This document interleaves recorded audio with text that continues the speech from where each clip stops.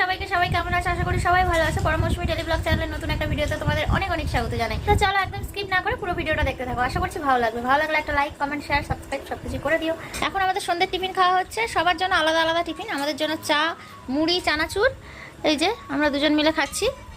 আর এদিকে পরমবাবু খাচ্ছে ইপি, লুকিয়ে লুকিয়ে খাচ্ছে, দেখাবে না। দেখো, দেখি দেখি একটু দেখা সবাইকে, দেখা। ইপিগুলো বেছে বেছে খেয়ে নিয়েছে, ঝোলটা রেখেছে, ঝোলটা লাস্টে খাবে। ওই দেখো ঝোল চুকে চুকে খাচ্ছে। কি চুকে চুকে না চুমুক দিয়ে? আমি বলি চুমুক দিয়ে, বরমশাই বলে চুকে চুকে। কি তুমি সবাইকে এরকম ভাবে নমস্কার করছো কেন বারবার?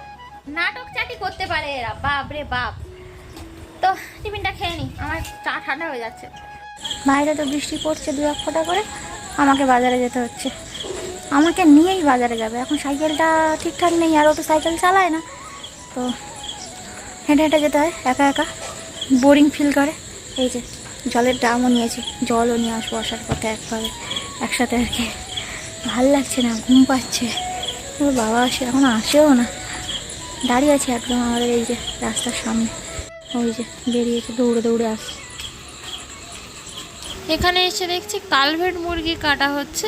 কালভেট মানে হচ্ছে নাকি আসামের মুরগি। আমি আগে কোনোদিন খাইনি, খেতে নাকি একদম খাসির মাংসের মতো লাগে। তাই জন্য বরমশাই বললো এটা নিতে, তাই ভাবলাম কি যে তাহলে চলো নেওয়াই যাক। কালভেট মুরগি আনা হয়েছে, কালভেট মুরগির মাংস। তো এদিকে জোগাড়টা করে দিচ্ছে, আলুগুলো কেটে দিয়েছে, আমি ভেজে নিই এবার। আর এদিকে দেখি কি অবস্থা, মাংসগুলো কেটে কেটে ছোট করে দিয়েছে। এগুলো মনে হয় প্রেসারে সিদ্ধ করতে হবে, প্রেসারে রান্না করতে হবে গো। দোকান থেকে বললো তো তাই, নাকি খাসির মাংসের মতো খেতে লাগে। দেখা যাক কি হয়। আদা রসুন ছাড়ানো হয়ে গেছে, এখন পেস্ট করছে।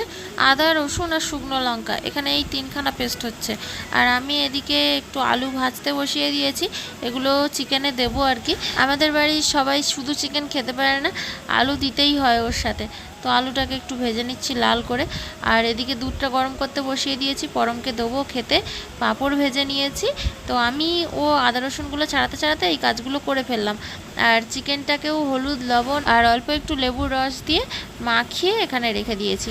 এই চিকেনটাকে তো একদম খাসির মাংসের মতো করে রান্না করতে হবে, দোকান থেকে অবশ্য বলেই দিয়েছে। আমি তো আগে কোনোদিনও খাইনি, আমি কেন মানে আমরা কেউই খাইনি, বরমশাইও কোনোদিন খায়নি এই চিকেনটা। এই চিকেনটাকে দেখতে কিন্তু একদম পোলট্রির মুরগির মতো, কিন্তু টেস্ট আলাদা। তো প্রথমে আমি প্রেশার কুকারটা গরম করে, তেল গরম করে পুরো প্রেশার কুকারের গায়ে তেলটা লাগিয়ে নিয়েছি। এখন রঙটা ভালো আসার জন্য আর টেস্টটা ব্যালেন্স করার জন্য অল্প একটু চিনি দিয়ে দিয়েছি। যেহেতু পাতিলেবুর রস দিয়ে মাখিয়ে রেখেছিলাম, টক তো হালকা হালকা, তো সেই জন্য একটু টকটা ব্যালেন্স হয়ে যাবে চিনিটা দিলে, আর কালারটাও খুব সুন্দর আসবে। আমি যখনই চিকেন রান্না করি তখন এইরকম পদ্ধতিতে, এইভাবেই চিকেনটা আর কি রান্না করি। আমি না প্রথমে ফোড়নে গরম মশলা, গোটা গরম মশলা দিতে ভুলে গেছি, একদম প্রথমেই পেঁয়াজ দিয়ে দিয়েছি। পরে অবশ্য মনে পড়েছিল, মনে পড়তে তখন দিয়ে দিয়েছিলাম। আর এখন আদা রসুন, জিরে গুঁড়ো, হলুদ গুঁড়ো, ধনে গুঁড়ো, গোলমরিচের গুঁড়ো, লবণ সব কিছু দিয়ে দিয়েছি। দিয়ে আর ভালো করে মশলাটা কষিয়ে নিয়েছি। দেখো মশলা থেকে তেল ছেড়ে ছেড়ে চলে এসছে, কালারটাও কিন্তু খুব সুন্দর এসছে। আর হ্যাঁ, আর একটা জিনিস দিয়েছিলাম, সেটা হচ্ছে মিট মশলা। আর হ্যাঁ, আমি এখানে কোনো লঙ্কার গুঁড়ো ইউজ করিনি, শুকনো লঙ্কা দুটো পেস্ট করে নিয়েছিলাম, আর দুটো কাঁচা লঙ্কাও পেস্ট করে নিয়েছিলাম আদা রসুনের সাথে। মশলা যেহেতু কষানো হয়ে গেছে, চিকেনটাকেও তুলে দিয়েছি। চিকেনটাকে মোটামুটি বেশ ভালো করে কষাতে থাকছি, খানিকক্ষণ কষাবো, তারপরে জল দেবো আর কি। তো এদিকে ভাতটাও বসিয়ে দিয়েছিলাম সেই ফাঁকে। চিকেনটা দেখো বেশ ভালোই কষানো হয়ে গেছে। আমি এইবার জল দিয়ে দিচ্ছি, দিয়ে এবার সিটি দিতে হবে, কারণ এই চিকেনটা সেদ্ধ হতে টাইম লাগে। আর প্রেশার কুকারে ছাড়া দোকান থেকে বলেছিল যে রান্না করবে না, কারণ এটা পুরো খাসির মাংসের মতো খেতে লাগে, টেস্ট পুরো খাসির মাংসের মতো, আর রান্নাটাও করতে হবে পুরো খাসির মাংসের মতো করেই। এই প্রথমবার একটা নতুন ধরনের মুরগি খাওয়া হচ্ছে। ব্রয়লার খেয়েছি, পোলট্রি খেয়েছি, দেশি মুরগি খেয়েছি, কিন্তু এই আসামের মুরগি আমি কোনোদিনও খাইনি। হ্যাঁ, রাঁচি মুরগিও খেয়েছিলাম একবার, কিন্তু এই আসামের এই মুরগি কোনোদিনও খাওয়া হয়নি, এই প্রথমবার। আর ওই দোকানটাতে তো এই রবিবার করে, মানে এই রবিবার করে না, মানে যে কোনো রবিবার করেই শুধুমাত্র এই মুরগিগুলো কাটে, জানা ছিল না, আজকে গেলাম বলে জানতে পারলাম। আর প্রেশার কুকারে তো ঢাকা দিয়ে দিয়েছি, 5-6টা সিটি দেবো। আর পরম দেখো দাঁড়িয়ে আছে চিকেন খাবে বলে, ও অনেকক্ষণ থেকে বায়না ধরেছে, মা চিকেন দাও, খুব চিকেন খিদে পেয়েছে, কিন্তু দেওয়া হচ্ছে না। চিকেন ওর খুবই ফেভারিট, কিন্তু চিকেনটা না রান্না হলে, সেদ্ধ হলে দেবো কি করে। গরমটা দেখো পড়তে পড়তে উঠে গেছে, ওর বাবা পড়াচ্ছিল। ওদিকে তো চিকেনটা হচ্ছে, আর পাঁপড় ভাজা করেছি, আর একটু চাটনি না করলে হয়। তো বাড়িতে আলু বোখরা ছিল, আমি আলু বোখরার চাটনি বানাবো আজকে। আলু বোখরাগুলো দেখতে দেখো কত সুন্দর, একটা লাল, একটা মেরুন, একটা একটু হলদে টাইপের, কিন্তু লালটা কিন্তু বেশ ভালো, লালগুলো একটু বেশি বেশি পাকা আর কি। নর্মালি খেতে একটু টক টক লাগে, মিষ্টি মিষ্টি লাগে, মানে টক মিষ্টি টাইপের আর কি। তো খেতে কাঁচায় অতটা ভালো না লাগলেও আলু বোখরা কিন্তু প্রচুর পরিমাণে উপকারী, প্রচুর উপকারী।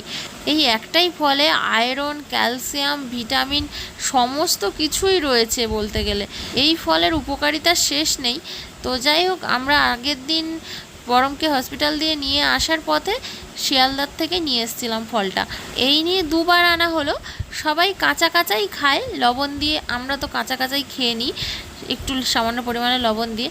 তো আজকের এই প্রথমবার আলু বোখরার চাটনি বানাচ্ছি। শুনেছি আলু বোখরার চাটনি নাকি খুব ভালো হয়, আর খেতেও খুব ভালো লাগে।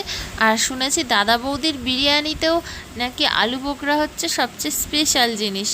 তো জানা ছিল না, এই কদিন আগে দেখলাম, জানলাম আর কি। তো যাই হোক, এর ভেতরে একটা করে দানা থাকে, দানাগুলো তো কেটে বাদ দিয়ে দিতে হবে, আর ফলগুলো ছোট ছোট করে কেটে নিতে হবে এইভাবে। দেখো চিকেনটা এদিকে হয়ে গেছে, আমি নামিয়ে নিয়েছি, কিন্তু এখানে গ্যাসের ওভেনটা জ্বলছে, তাই জন্য গামলায়ও চিকেন তরকারি ফুটছে, মানে ওইভাবেই আর কি আমি নামিয়ে দিয়েছি। গামলাটা ওর উপরে বসিয়ে দিয়ে আর তরকারিটা ঢেলেছি প্রেশার কুকার দিয়ে। এইবারে আমি চাটনিটা বানিয়ে নেব, তার জন্য কড়াই বসিয়ে দিয়েছি, অল্প একটু তেল দিয়ে 5 ফোড়ন আর শুকনো লঙ্কা ফোড়ন দিয়ে দিয়েছি।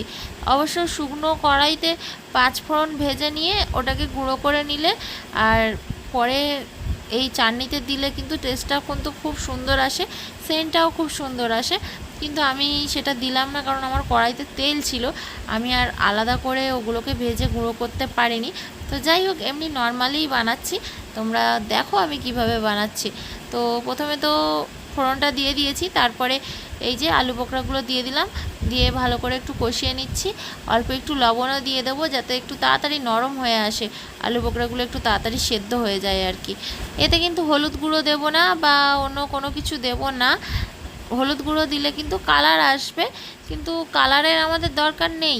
এই চাটনিটা টমেটোর মতোই লাল লাল হবে একদম, তো সেহেতু হলুদ না দিলেও কোনো সমস্যা নেই, হলুদ দেওয়ারই দরকার নেই। আর হ্যাঁ, চাটনিটা টেস্টের জন্য আরও অনেক কিছু দেওয়া যেতে পারে, যেরকম কিশমিশ দেওয়া যেতে পারে, আমসত্ত্ব দেওয়া যেতে পারে, মানে বিভিন্ন রকম জিনিস দেওয়া যেতেই পারে, কিন্তু আমার হাতের কাছে কোনো কিছুই ছিল না, শুধু জাস্ট আমি এইটা দিয়েই বানাবো আর কি, শুধু আলু বোখরা দিয়েই বানাবো। তো আলু বোখরাটা দেখো নরম নরম হয়ে এসছে, ওদিকে ওটা আর একটু ভালো করে সেদ্ধ হোক, আর এদিকে আমার ভাতটাও হয়ে গেছে। ভাতটার ফ্যানটা এবার ঝাড়িয়ে নিচ্ছি। দে বাটি দে। হাড় তো কি নিবি? হাড় চিবি চিবি খাবি? এটা কি আলু? না আর বলো কেন, পাগল করে দিচ্ছে আমার। 2 পিস খা, আবার পরে দেবো, আবার পরে। খুশি? আর একটু দিলে হতো, আবার পরে। তুই খায় দুটো আগে। দেখো আলু বোখরাগুলো কত নরম হয়ে গেছে, একেবারে কিন্তু সেদ্ধ হয়ে গেছে। খুন্তি দিয়ে চাপ দিচ্ছি, দেখছো পুরো গলে গেছে একেবারে। এবার আমাদের চিনি দেওয়ার পালা। চিনি দিয়ে দিয়েছি, চিনিগুলো এখনো পর্যন্ত ভালো করে গলেনি, তবুও আমি একটু নেড়ে চেড়ে নিলাম, নিয়ে এইবারে আমার জল দিতে হবে, একটু জল দিয়ে ফোটাতে হবে। কালারটা দেখেছো কত সুন্দর এসছে, জল দিয়ে দিচ্ছি একটু, খুব বেশি জল দেব না, একটু মাঝারি টাইপের জল দেব, বেশি একটা ঝোল রাখবো না এমনিতেও। আর কেউ যদি ঝোল না রাখতে চাও তাহলে জল দেওয়ারও দরকার নেই, ঝোল না রাখলে অবশ্য আচার আচার টাইপের হয়ে যাবে। তো আমি চাটনি যেহেতু বানাচ্ছি সেহেতু জল তো দিতেই হবে না। জল দেওয়ার পরে কালারটা একটু ফেড টাইপের হয়ে গেছে, একটু সাদা সাদা মতো হয়ে গেছে, একটু ফুটুক, ফুটলে কিন্তু কালারটা আবার সুন্দর হয়ে যাবে। দেখো ফুটতে ফুটতে একদম গাঢ় হয়ে এসছে, এর থেকে বেশি গাঢ় করা যাবে না, এর থেকে বেশি গাঢ় করলে একদম আচার টাইপের হয়ে যাবে। তো আমি এইবারে গ্যাসটা বন্ধ করে দেবো, দিয়ে নামিয়ে নেব। নামানোর আগে নুন আর মিষ্টিটা একটু চেক করে নিয়েছিলাম, তো সব কিছুই ঠিকঠাকই রয়েছে। তো চলো নামিয়ে নিই।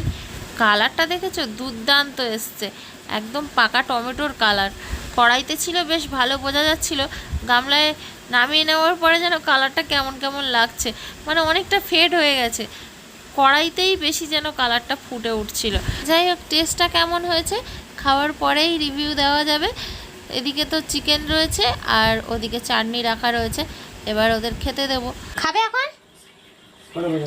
10টা 10:30? কটা বাজে দেখিনি তো, 10টা 47 বাজে। চলো খেয়ে নি। কি লেগেছে বলো? 100 মধ্যে হ্যাঁ, $1 $1 100-র মধ্যে $1। কি লেগেছে, খাসি না কি চিকেন না পোলট্রি, কি লেগেছে বলো দেখি? তোমরা তো তোমাদের মতো তো নতুন টাইপের মাংস খাবে বলে নিয়ে এলে। আমার আমার গরু লেগেছে। গরু লেগেছে? গরুর মাংস খেয়েছিস কোনোদিন? উল্টা পাল্টা বলছিস। খেয়েছিস গরুর মাংস? তাহলে বলছিস উল্টা পাল্টা। না খেয়েছো? আচ্ছা, কোথায় গেছিস? হ্যাঁ? কোথায়?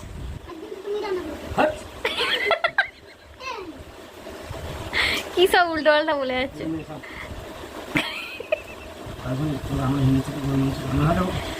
আমরা গরুকে পুজো করি না, আমরা গরুর মাংস খাই। গাধা কোথাকার, গাধার মাংস খাই, জানিস তো বাবু?